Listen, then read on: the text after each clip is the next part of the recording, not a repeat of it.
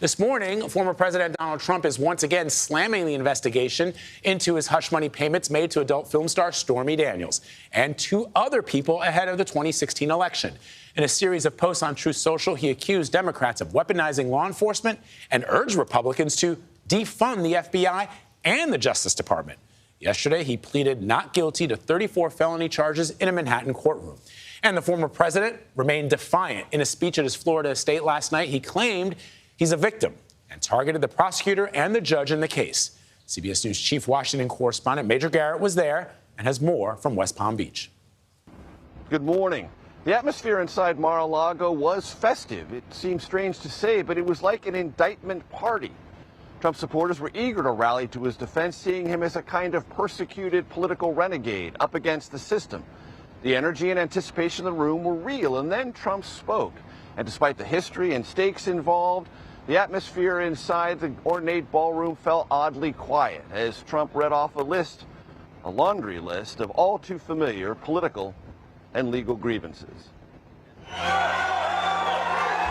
Former President Trump portrayed himself as a victim. And I never thought anything like this could happen in America. And the Manhattan district attorney who indicted him a tool of, quote, radical left lunatics. The only crime that I have committed is to fearlessly defend our nation from those who seek to destroy it. Trump said his indictment cast a dark cloud over America. Virtually everybody that has looked at this case, including rhinos and even hardcore Democrats, say there is no crime. During a nearly half-hour speech peppered with a laundry list of baseless grievances, Trump attacked Manhattan District Attorney Alvin Bragg and the judge presiding over his case.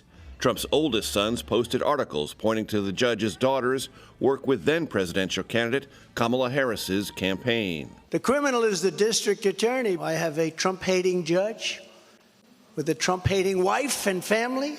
Trump also said falsely the 2020 election was stolen from him.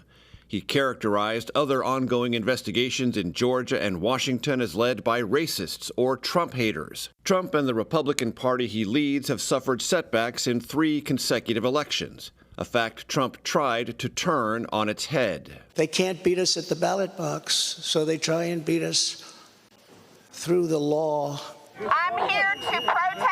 On the historic day in Manhattan, more reporters than protesters observed Trump's arrival. Multiple layers of security enveloped Trump's every movement, inside the courtroom, during an hour-long arraignment, and for his departure. Trump, speaking for himself, entered a plea of not guilty to all 34 felony counts of falsifying business records. The charges, prosecutors said, arose from a series of hush money payments designed to suppress bad press that might have influenced the 2016 presidential campaign. Manhattan District Attorney Bragg. No matter who you are, we cannot and will not normalize serious criminal conduct. Trump's lawyers said they plan to file a motion to dismiss the case within the next several months. Well, everyone is not above the law, no one's below it either. And if this man's name was not Donald J. Trump, there is no scenario we'd all be here today. Trump has leveraged the threat of arrest and the reality of indictment to raise millions in campaign contributions. His campaign sent out several appeals. One offered a T-shirt with a phony mugshot. The next court hearing is scheduled for December 4th, roughly 2 months before the first Republican Party nominating contest.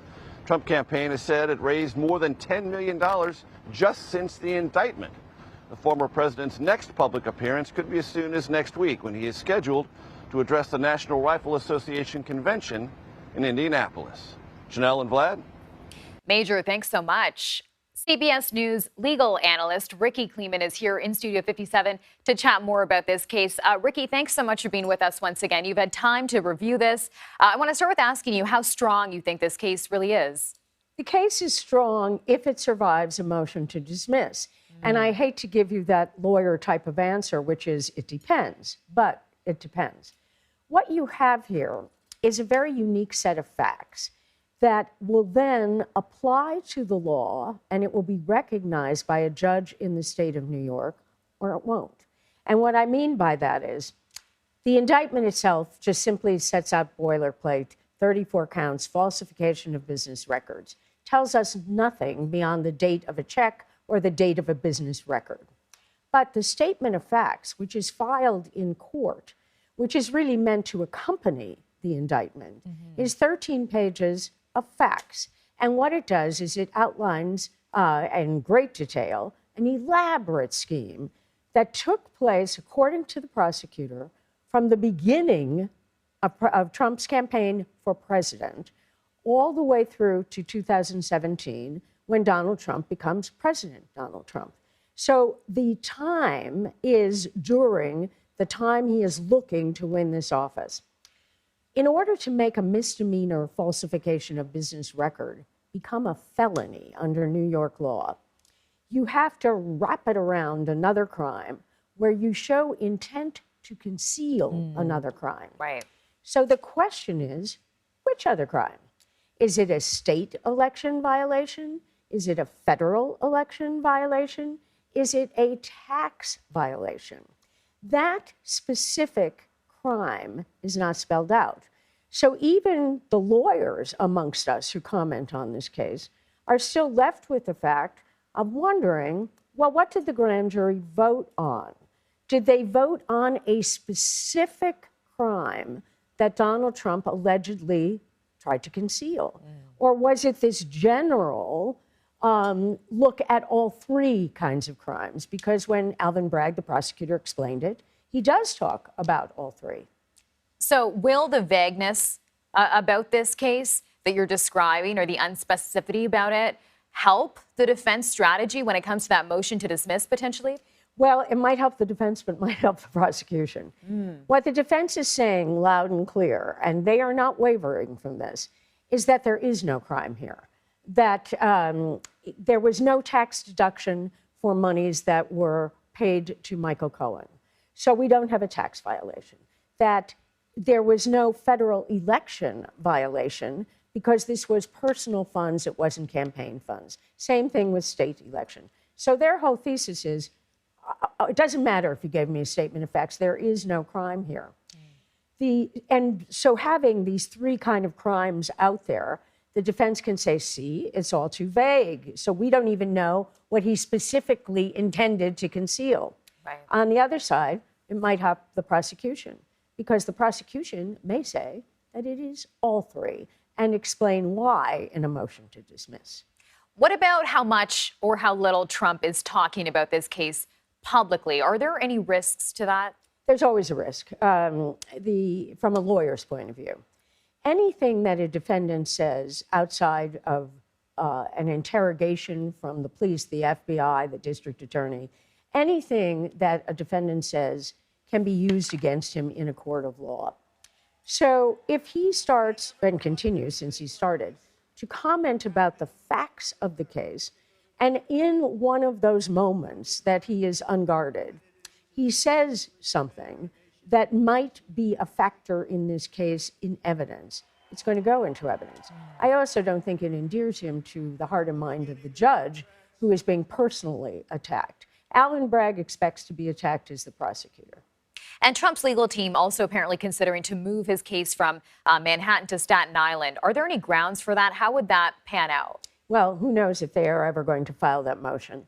I assume that what they will do at some much later point in time, probably in the year of 2024, is that at that point in time, they have to look at the jury pool. We have to know what the jury might, prospective jurors might say.